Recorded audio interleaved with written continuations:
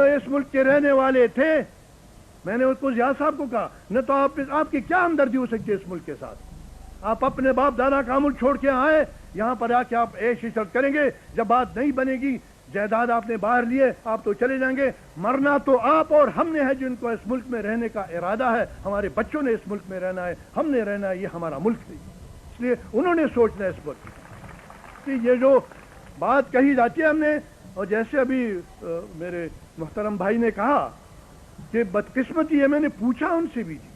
وزیر اعظم صاحبہ نے پوچھا، میں نے کہا جی ہمارے اپنے گھر کے اتنے مسائل ہیں، ہمارے بچوں کے تعلیم کا سلسلہ نہیں، روٹی نہیں، کپڑا نہیں، مکان نہیں، صحت نہیں، پینے کا پانی نہیں ہے،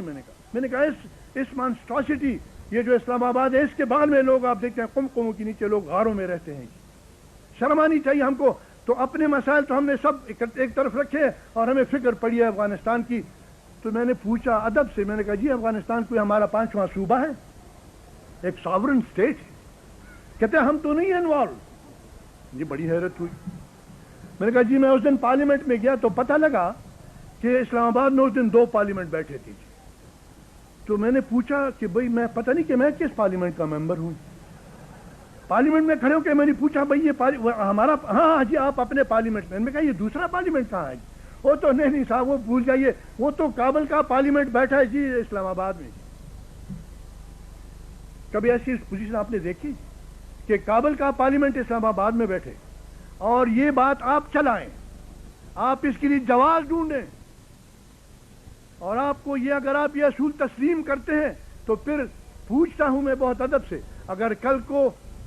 کیا اعتراض آپ کر سکتے ہیں اگر کل کو پاکستان کا پارلیمنٹ کابل میں بیٹھے؟ کوئی نہیں کر سکتے آپ، اور اگر کل کو پاکستان کا پارلیمنٹ جا کے ایران میں بیٹھے، اور میں نے ہنس کے کہا مجھے سب سے خطرناک بات یہ اگر کل کو ہمارے سنا بھائی بیٹھے ہیں جی، اگر کل کو پاکستان کا پارلیمنٹ دلی میں بیٹھے پھر کس خوشی میں کیا حالت ہوگی آپ لوگوں کی؟ یہ کیا کر رہے ہیں جی؟ بالکل میں نے کہا حضور یہ باتیں ایسی ہیں کہ جس کا سنجیدگی سے نوٹ لینا پڑے گا، اور یہ جو ہم نے آنکھیں بند کی ہوئی ہیں جی پارلیمنٹ میں، میں نے کہا کہ ہمارے ہاں پشتوں میں کہتے ہیں جب گدھے کا آمنا سامنا ہوتا ہے شیر کے ساتھ جنگل میں تو آنکھیں بند کر کے گدھا آنکھیں بند کر کے کھڑا ہوتا ہے، اس کو پتا ہے کہ میں چونکہ شیر کو کہتے ہیں اس غلط فہمی میں ہوتا ہے کہ شیر کو میں نہیں دیکھ سکتا تو شیر مجھے بھی نہیں دیکھ رہا جی، اس کو نتیجہ جو ہوگا وہ ظاہر ہے، اس لیے ہم نے جو آنکھیں بند کر رکھی ہیں جی، اور آج بات بالکل واضح ہے، آج اس ملک میں 2 مستق قوم کے سامنے آئے ہیں، آپ نے بھی فیصلہ کرنا ہے۔ ضیاء الحق صاحب نے اپنے اسلامائزیشن کے سلسلے میں اور امریکہ کے کہنے پہ اپنی خارجہ پالیسی کو صرف اور صرف یعنی انقلابی روس اور انقلاب افغانستان کی قوتوں کے خلاف استعمال کرنے کے لیے ان کے پاس ایک ہی اسلحہ ہے اور وہ ہے اسلام کا اسلحہ، اور یہ اسلحہ بھی نہیں ہے جی، کیونکہ میں نے پہلے پوچھا تھا ان سے ایک مرتبہ، میں نے کہا صاحب کہتے ہیں میں اسلام کا ایک متقی پرہیزگار مسلمان ہوں، مجھے کہا کہ ولی خان، اور میری کوشش ہوگی کہ میں روس کے خلاف ایک اسلام کا قلعہ بناؤں اس پاکستان کو، وہ بہت لمبی بات ہے، میں مختصراً کو میں نے پوچھا حضور آپ روس کے خلاف ہیں کیا؟ روس کے آپ نظریے کے خلاف ہیں؟ نظریے کا خلاف ہوں مجھے کہا، تو میں نے کہا حضور ایک تضاد ہے، جب یہ نظریہ شمال کی طرف سے آتا ہے تو آپ بندوق اٹھا کے اس کا مقابلہ کرتے ہیں، آپ پاکستان کو اسلام کا قلعہ بناتے ہیں، مگر وہی نظریہ جب چین کی طرف سے مشرق کی طرف سے آتا ہے آپ دختران اسلام کو سڑکوں پہ ان کے سامنے نچواتے ہیں جی، اور گل پاشی ہوتی ہے جی، کیسے اس نظریے کی مخالفت کا دعویٰ آپ کر سکتے ہیں جس کے سامنے آپ اپنے دختران اسلام کو ان کے سڑکوں پہ نچوائیں اور ان پہ گل پاشی کریں جی؟ میں نے کہا سیدھی بات کیوں نہیں کرتے کہ امریکہ کا دوست ہمارا دوست اور امریکہ کا دشمن ہمارا دشمن جی، مگر اب تو مسئلہ اور بھی ٹیڑھا ہو گیا جی، اب تو روس افغانستان سے گیا جی، روس نے اپنے گلیسنوٹ اور پیرسٹروئکا کے ذریعے سے اپنا پورا نظام ہی بدل ڈالا جی، اب کس سے لڑائی لڑنی ہے جی؟ اور ادھر دوسری طرف دیکھیے اب روس اور چین کی دوستی ہو رہی ہے، اب اس سے پوچھے کہ اب کدھر بھاگے گا جی، اب کدھر گل پاشی ہوگی؟ اب اس لیے جو لوگ بغیر سوچے سمجھے بغیر اپنے ملک کے مفادات کو مدنظر رکھتے ہوئے جی پرائے پالیسیوں کی پابندی کرتے ہیں، ان کا حشر وہی ہوگا جو ضیاء الحق اور ان کے ساتھیوں کا ہوا، کیونکہ قوتیں جو ہیں دنیا کی قوتیں وہ کسی کے اوپر بکی نہیں ہے. امریکہ کو کوئی انگریز جب اس ملک کو تقسیم کر رہا تھا اس کو نہ اسلام سے دوستی تھی نہ مسلمانوں سے دوستی تھی. اس کو پاکستان کی صرف اتنی ضرورت تھی کہ وہ اس پاکستان کو اس قوت کے خلاف استعمال کرے جو قوت آج افغانستان کے ذریعے آپ دیکھتے ہیں کہ اس کا رستہ روکے, اس نظریاتی تحریک کا رستہ روکے جس کو اشتراکیت کے نام سے یا سوشلزم کے نام سے یاد کیا جاتا ہے. اس لیے ان کو کوئی دلچسپی نہیں تھی. انہوں نے ضیاء صاحب کو استعمال کیا, ان کا کام بنا, انہوں نے ان سے کام لیا, ضرورت نہیں پڑی تو بات ختم کر دی, چھٹی ہو گئی. اور یہ پہلی مرتبہ تو نہیں ہے جی, ہمیشہ ایسا ہی ہوتا رہا ہے جی. تو جو قومیں اور جو مملکتیں اپنے خارجہ پالیسی کو کسی خارجی سامراجی قوتوں کے اشاروں پہ چلاتے ہیں ان کا یہی حشر ہوتا ہے جو ان کا ہوا. اور آج بھی آپ اور ہم پہ اگر ہم حقیقت میں بادشاہ خان کے پیروکار ہیں, اگر ہمارا یہ دعویٰ ہے تو آپ کا اور ہمارا یہ فرض بن جاتا ہے. میں بالکل متفق ہوں اپنے دوست ہمارے قریبی ساتھی منٹو صاحب سے, میں بہت ہی یعنی وہ متفق ہوں میں اپنے بھائی محمود خان سے جی کہ وقت یہ ہے, یہ وقت ہے, اب وقت آیا ہے جی کہ جتنی مترقی قوتیں ہیں جی, اینٹی امپیریلسٹ قوتیں ہیں جی, پروگریسو قوتیں ہیں جی, وہ جو استحصالی قوتوں کے خلاف لڑنے والی قوتیں جی, ان کو چاہیے کہ ایک پلیٹ فارم پہ جمع ہوئی. ہمارے ہاں پشتو میں ہے بھی ایک طریقہ جی,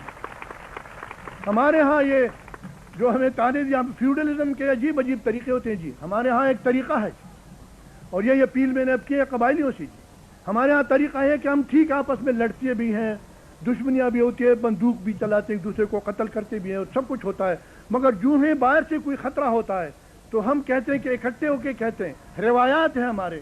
کہ ہم وہ پتھر رکھ لیتے ہیں بیچ میں سے, یہ ٹھیک ہے جس کو ہم کہتے ہیں, اور اس کے نیچے ہم اپنے ساری دشمنیاں دبا لیتے ہیں اس وقت تک جب دشمن سے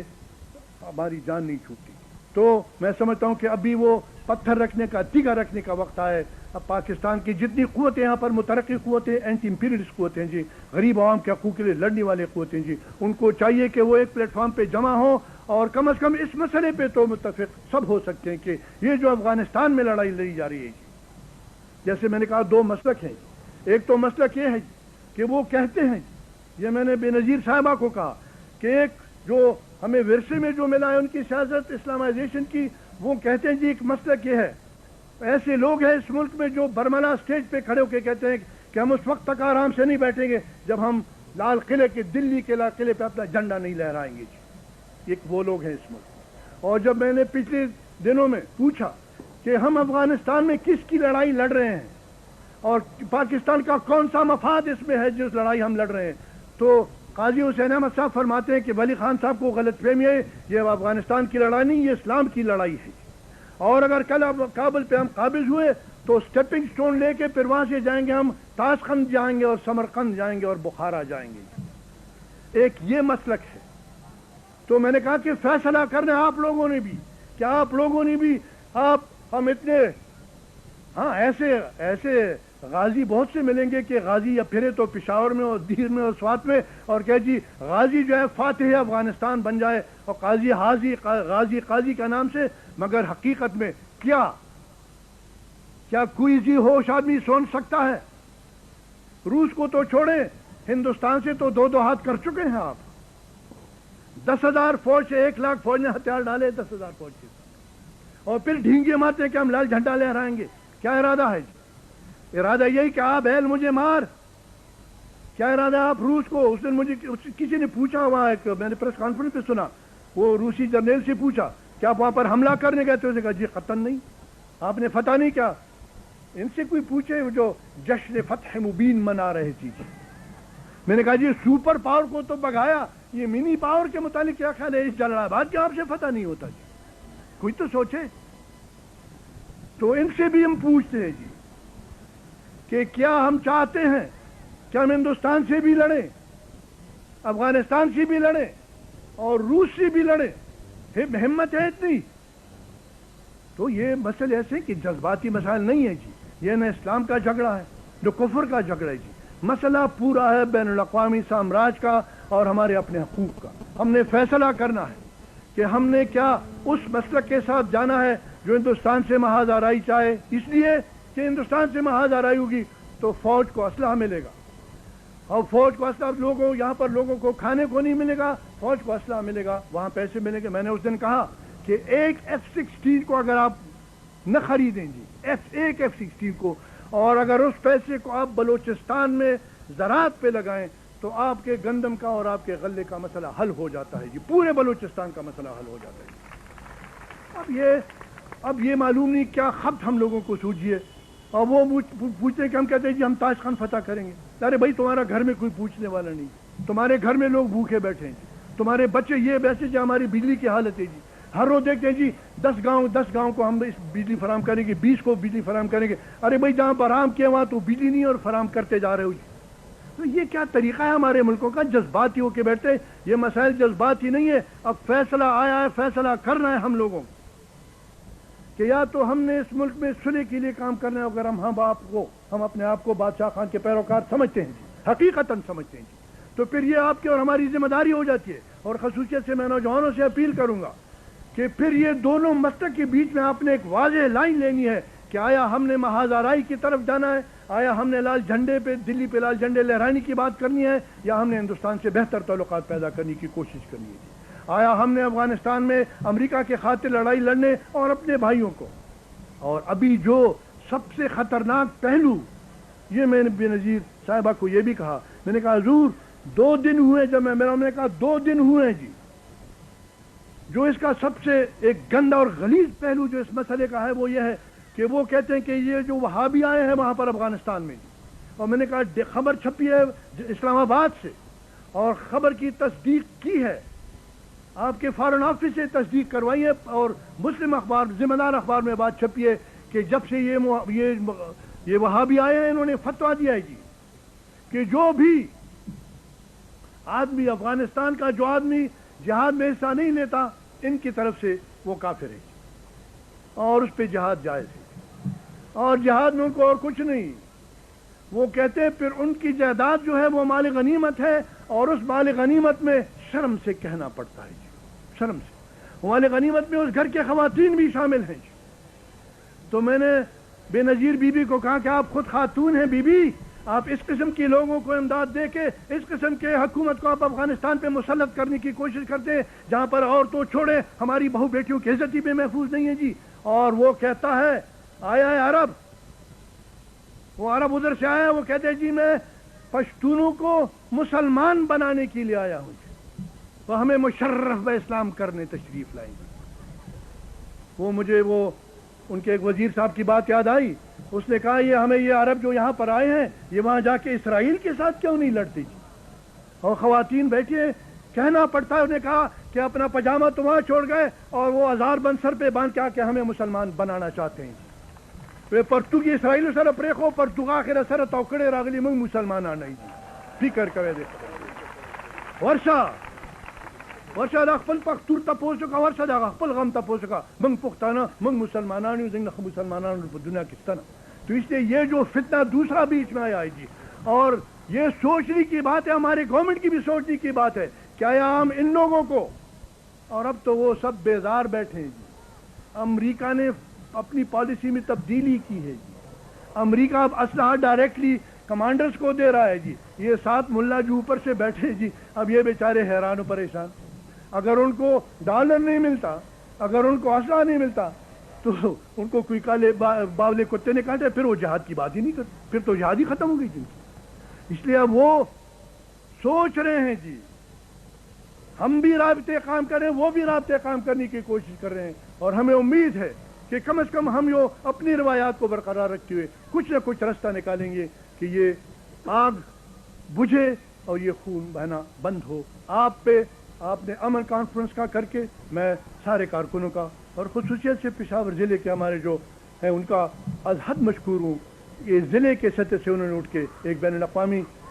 ایک کانفرنس یہاں پر بلوائی ہے جی, اور بابا کے امن کے فلسفے کو آگے لے جانے کی کوشش کی ہے. میں ان کو مبارکباد پیش کرتا ہوں, پارٹی کی طرف سے ان کو مبارکباد پیش کرتا ہوں, اور ان کے خدمات کا اعتراف کرتے ہوئے یہ جو انہوں نے آج جو قدم اٹھائی ہے کہ پریزیڈنٹ گورباچوف کو انہوں نے جو ایک انعام کا مستحق سمجھا, میں کہتا ہوں اس سے بہتر فیصلہ شاید ہی کوئی اس ملک دنیا میں کوئی نہیں کر سکتا. وہ ایک عالمی حقیقت ہے کہ وہ چاہتے ہیں کہ اس ملک میں امن ہو, دنیا میں امن ہو, مگر یہ بھی ایک حقیقت ہے کہ ہمارے ہاں پشتوں میں کہتے ہیں کہ تالی ہاتھ سے نہیں بچتی.